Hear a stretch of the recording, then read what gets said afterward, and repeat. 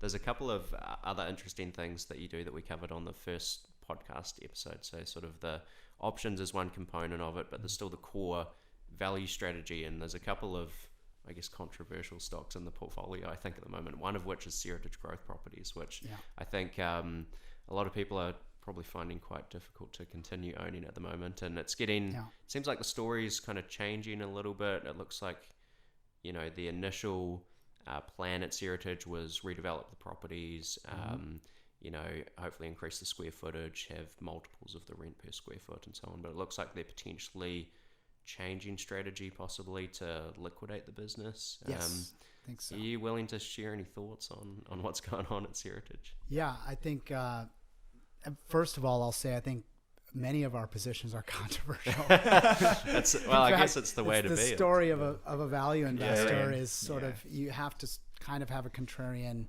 approach, and it doesn't necessarily need to be totally contrarian. It just needs to be a well thought out thesis that maybe everyone doesn't appreciate, because otherwise the price would be more accurate. Sure. There's a lot of uncertainty, which makes for a lot of volatility. So to take a step back, I don't know the exact count today, but very recently there were about 170 properties remaining, and I think now they're in the 160s, maybe 165. I have gone through from back when they had 212 and analyzed the price and value of all of their properties. So they're in different stages of construction. They're different levels of quality. They have different end use sort of ambition, objectives, and but we have a value for all of them, and they come out to be quite valuable. Maybe call it in the $4 billion range, and then they have all of this kind of strange debt, about $1.4 billion, primarily to Berkshire. And when you work it all out and get into the unit economics of all the details, you end up with high 20s per share, and that doesn't include all of these advantages that they have in terms of densification, ways they can use these massively overparked parking lot space. Each Sears is sort of like 13 acres or something. There's a lot of land, and they can do a lot of different things with this, but they have a cash flow issue. So the challenge is they need to basically pay down some of their debt, and they need to refinance some of their debt. And as you can imagine, interest rates are going up. So this is not without risk. This is there are concerns. The major concern is that they run into some sort of a cash flow challenge, a liquidity issue that could fundamentally derail the business and put them into like bankruptcy type filings. Mm-hmm. So we are watching that very closely. But ultimately, they've brought in a new CFO who's a deal maker and a liquidator. They had a portfolio of roughly 70 or so properties that are the entire intention was to liquidate those properties. So they're definitely going to be liquidating those, raising cash through that process. They may try to sell the whole business. They may try to sell different, they would presumably be attempting to sell, groups of properties to strategic buyers. Mm-hmm. We don't know what the final outcome is going to be, but there's a great management team. They're steering the ship right. The assets are worth a lot. We're just watching the cash flow issue. So, if they can make it through July 2023 and get their $1.4 billion in debt down below $800 billion, which is just, they just need $600 million, and they have very, very high quality properties. You could sell a large property and maybe definitely raise hundreds of millions with a single property sale.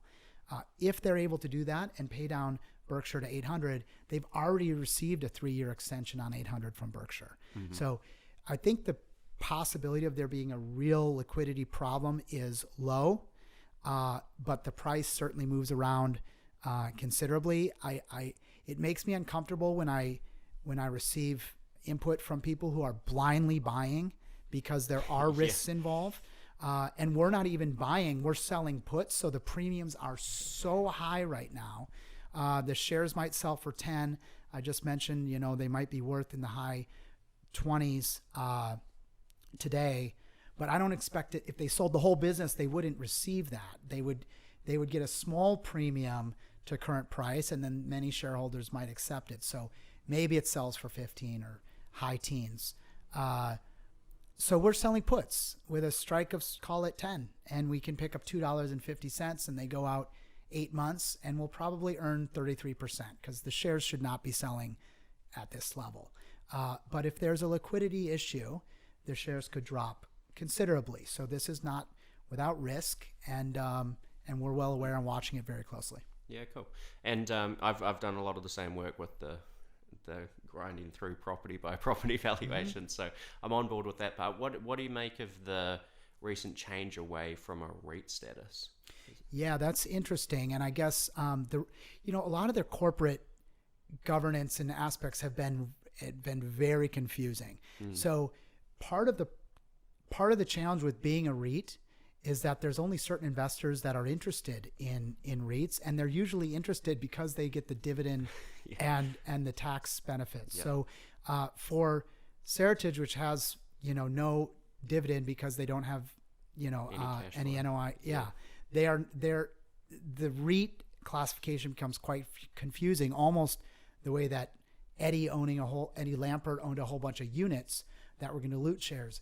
That was also confusing. So there's a number of reasons they may be simplifying the business, but moving away from a REIT status is just a fine decision. There's no dividend ramifications. I think it opens the portfolio up and the firm up to have more shareholder interest than previously. So. Yeah, it's a really interesting one. Do you have any take on Seritage? It's not a business that I've looked into really that much at all. So I don't think I really have any take on it. The only thing I would say is, so through the process of you selling puts on it, I think obviously there's a significant risk that not significant, let's say there's a risk that the stock goes to zero, for example, but it's actually even better, right, than you just buying the stock outright, because you're actually buying it with the premium basically at a lower price than the market price. Correct. Yeah.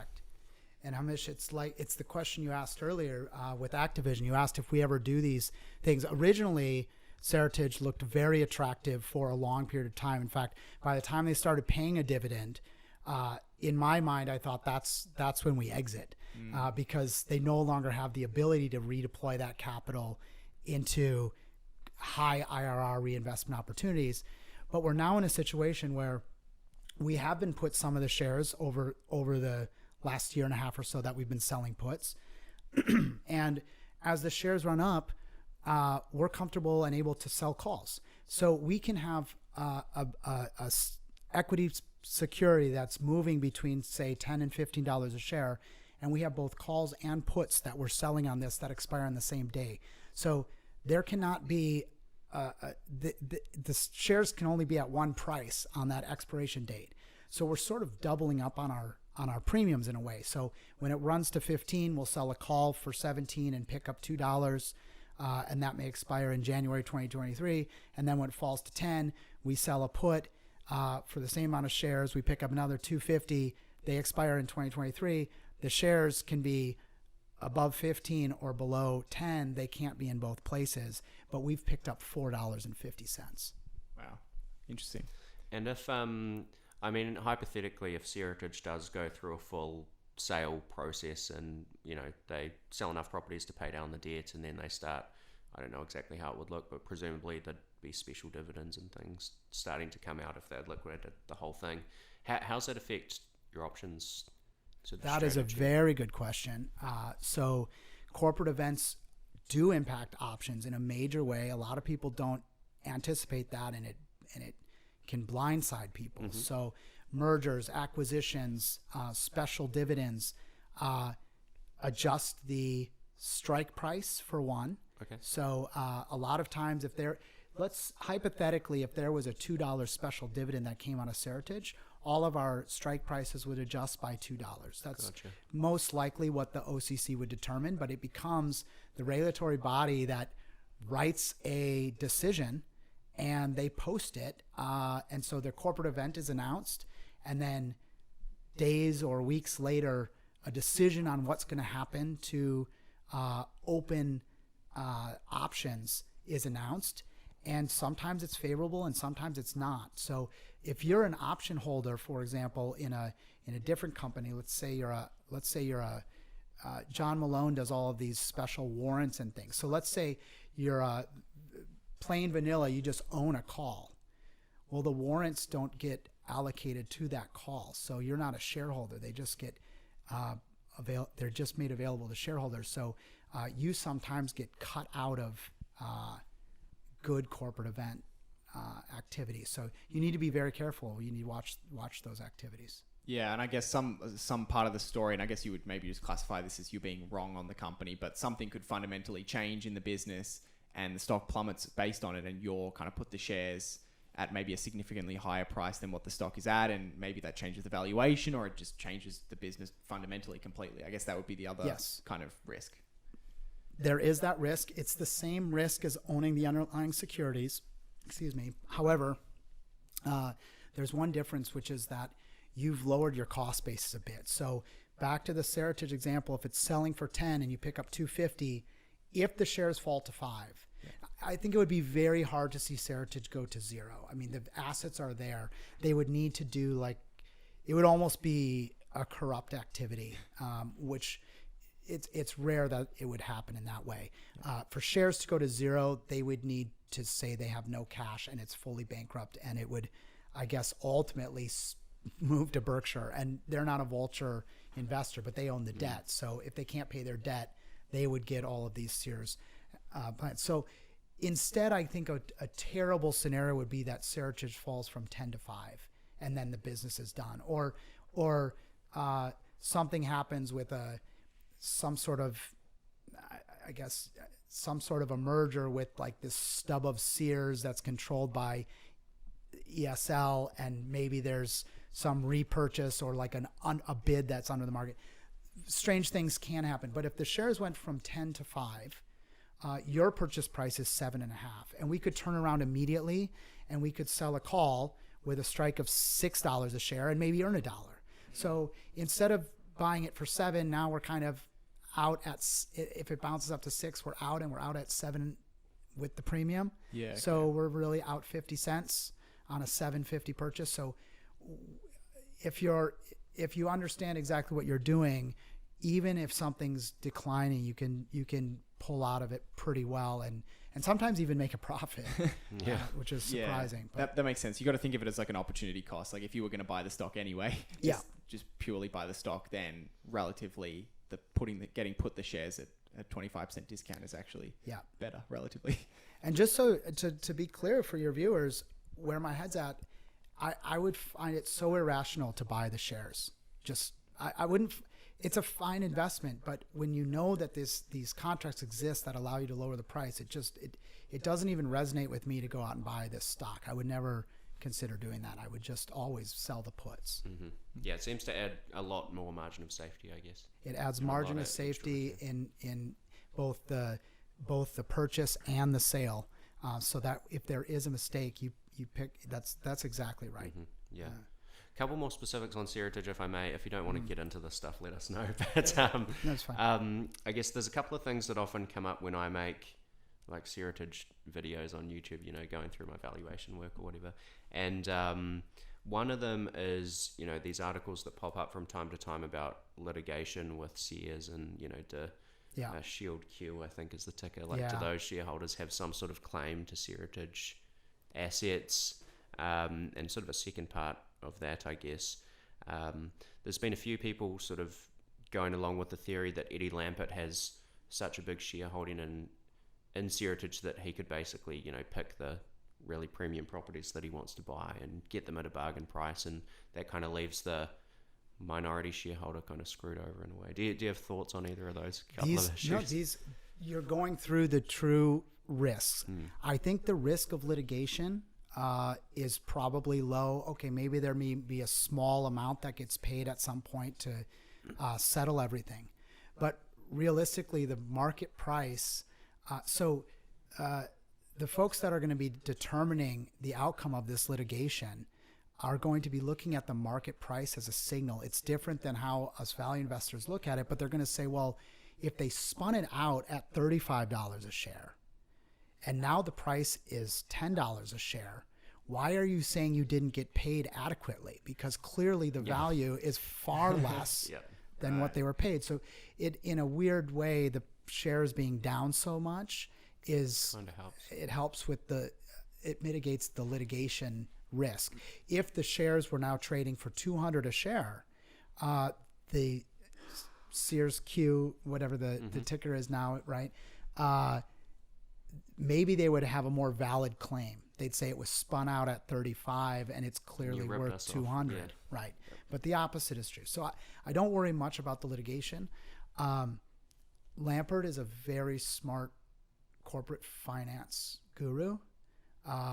So there is some fear, there is a risk that he would try to get a hold of some of the properties. There's also some potential that he could do like a Sears 2.0 and bring it back together in some capacity. Right. The last I understood is that he had sold out of his shares. So I'm not sure he converted his units to stock, and I believe he liquidated his stock. Right. But unfortunately, that puts him at a position where he's no longer affiliated. He could go out and make a bid. Yeah. So these are the risks. These are the types of things we're watching. And so if your viewers are saying, what about X, Y, Z? I mean, they're right. You have to put probabilistic thinking on it. So what's the probability of the litigation going forward and really destroying the firm? I think it's very small, but it's not zero. Yeah. Seritage is a nice lesson for anyone watching that wants to study special situations and all the. Absolutely. Or sort of follow along with the story over time. Yeah, I'll have to get back tonight and get the annual reports out.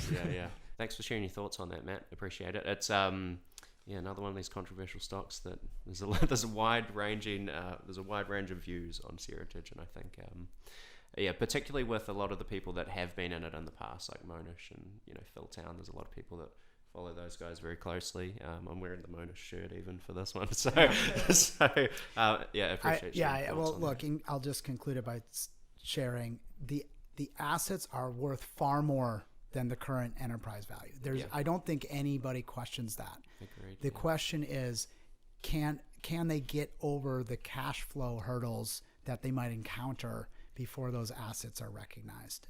And so that's what people are really debating. Yeah, for sure. Well, hi, it's great to see you here.